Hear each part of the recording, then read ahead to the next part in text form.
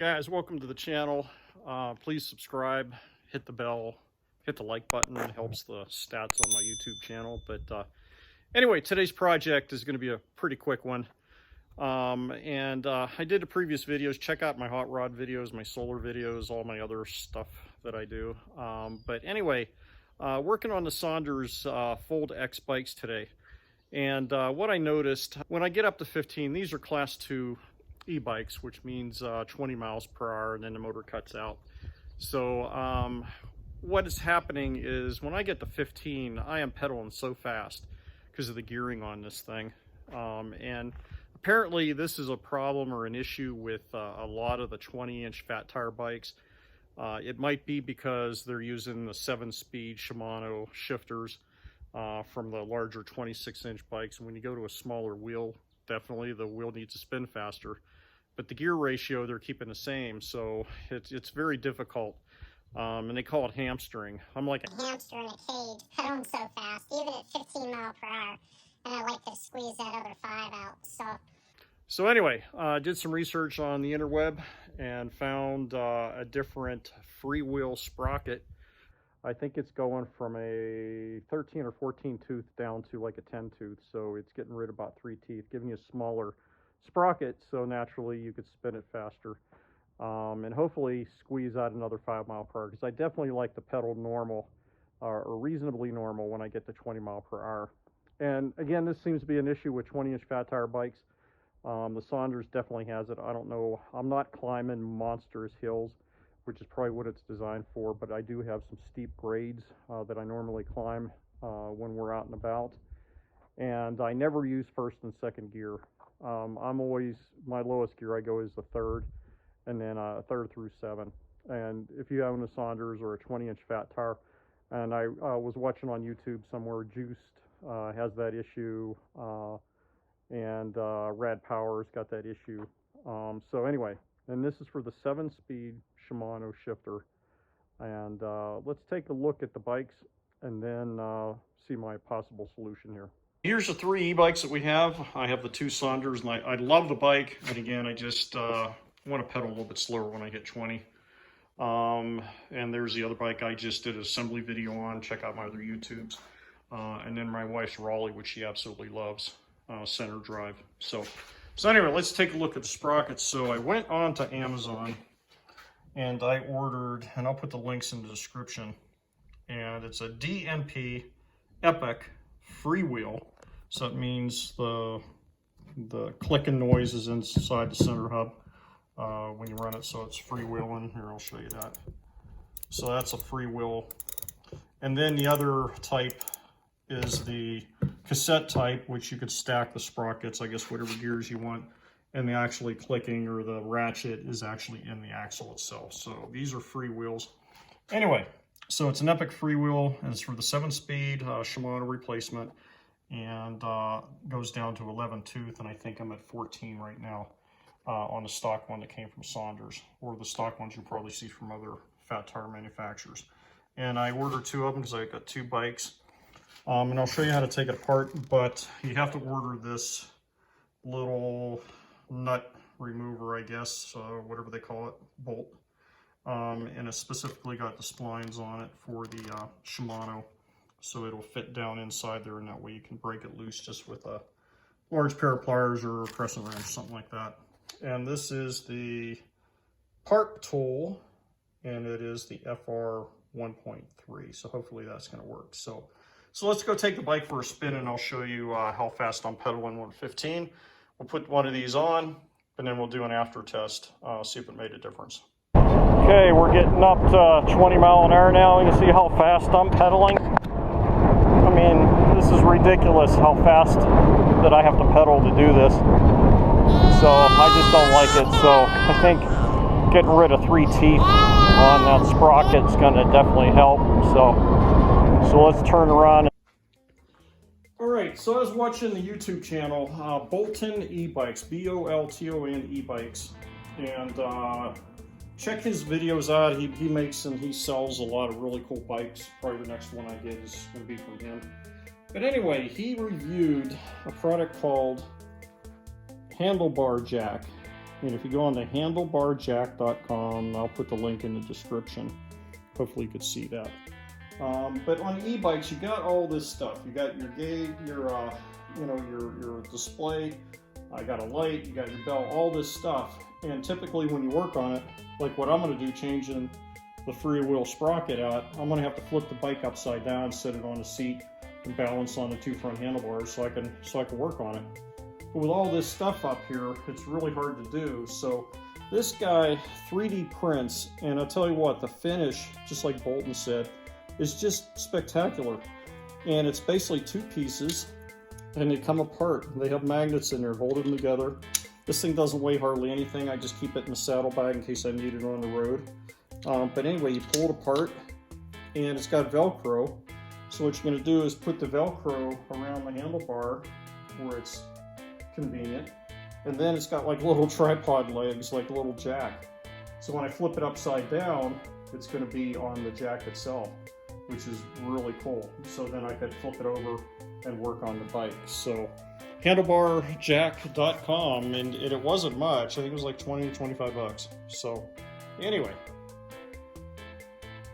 Okay, so I'll go ahead and put the handlebar jacks on. So anyway, just undo the Velcro, slip it over, and it's already got like a arc in here. And again, 3D printing is just gorgeous, this guy does. Put it on there like that, cinch up the Velcro, and hopefully you can see that. It's on there now, and spread out the legs, and I got jack stands for my handlebars. Very cool. All right, the e-bike is upside down, ready to work on the back, but here's my handlebar jacks. These are hilarious. They work amazingly well. All right, let's do the second one here, and we'll see if we can get this into turbo speed here, maybe through part of this. So, the second one's always faster. The first one was a little bit tricky, figuring everything out, but hopefully you guys are doing this and you watch this video, it's going to save you some time. Take our little magnet steel holder off when it folds up. Take that off. So I remember last time we had to do that. Spin that bad boy off of there.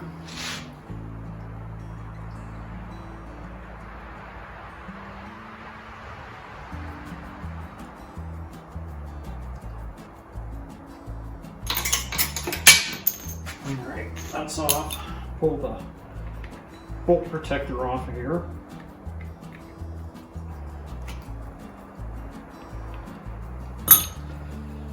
Loosen the axle nut.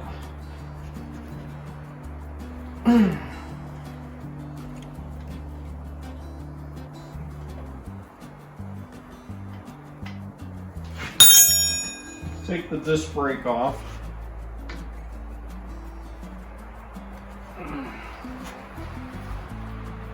This is a caliper. I'll take these all the way out, and note they're all the way pushed back in the slot.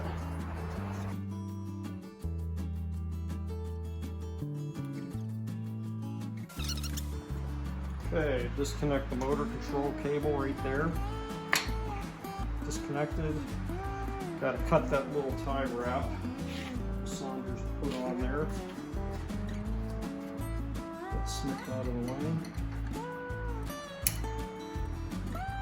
Pull that through the derailleur guard.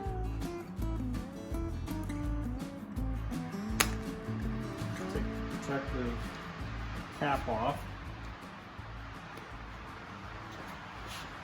My 18mm wrench over top of the motor control cable. We'll loosen that up.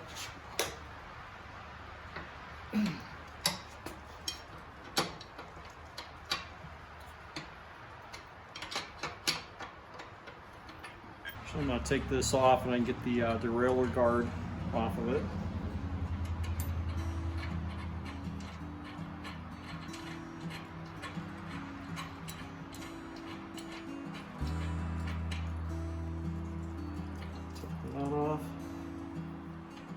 Washer out of there. Guard should come off.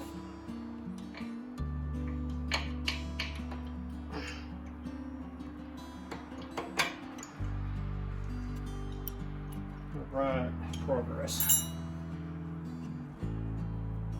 Okay, the next thing I'm going to do is take the derailleur nut out, the bolt. Doesn't take much to get that out of there. Hold this. Hold the derailleur while you do it.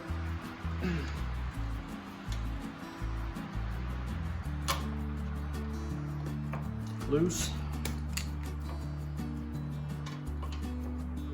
Put it down into the lowest gear. Pull it to the side like that. Goes.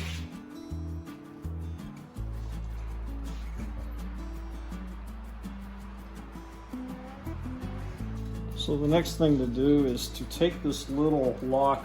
It's like a washer with a key in it. That's gonna go into the slot of the frame and slide. So you have to make sure, and this is keyed on here. So this shaft has like 2 flat edges on it. So I'm gonna make sure that goes back on again. Okay, so the next thing is take our spline bolt, slide it over the cable, tuck it down in there. Get your big crescent wrench, and hopefully this isn't going to be too tight. It's like a brand new bike, but they might have torqued it down from the factory. So anyway, give this a shot. Please come loose. All right.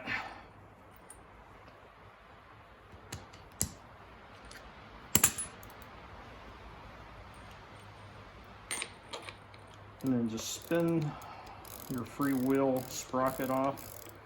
Really fine threads on there, so when you put this on, you want to make sure you don't cross them. All right, take my adapter off. And there it is. There's the old one.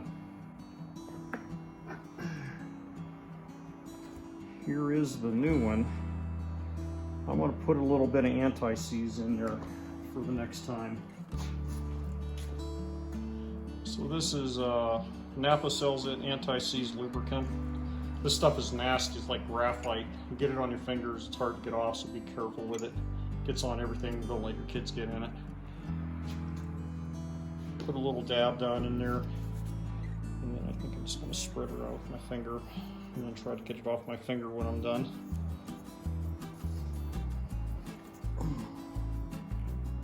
Slide it back over the motor control cable. And gingerly make sure those threads line up. There we go. Spin it on.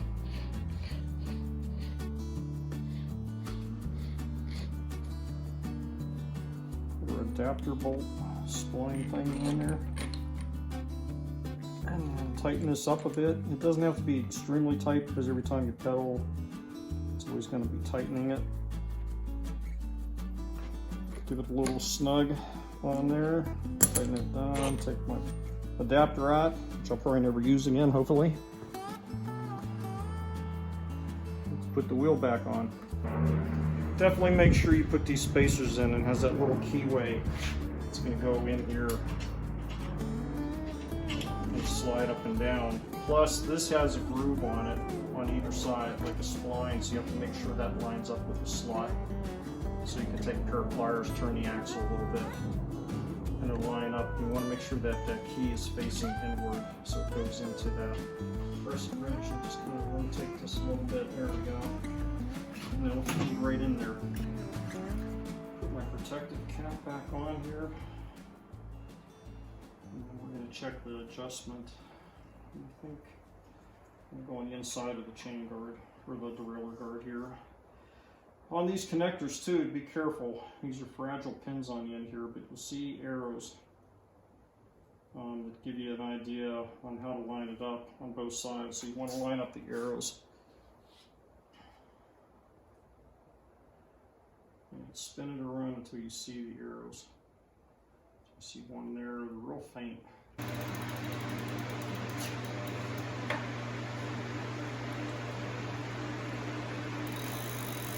Seventh gear. 6, 5, 4, 3, 2, 1.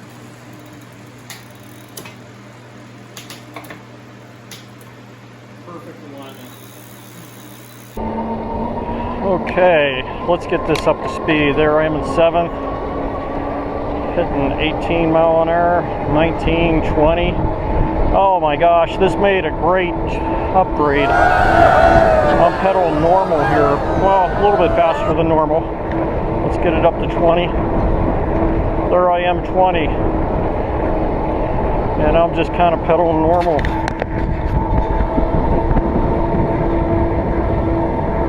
This was definitely worth the 42 bucks or whatever it was on Amazon for the Freewheel Sprocket, and then the adapter bolt nut spline, whatever it is, was about 9 or 10 bucks. So definitely an upgrade if you have a 20-inch fat tire. Absolutely, definitely do this upgrade. So anyway, I think I'll go ahead and wrap it up right now. But if you have any questions, leave them in the comments section. Please hit the subscribe button, ring the bell, hit the like button, and thanks for watching.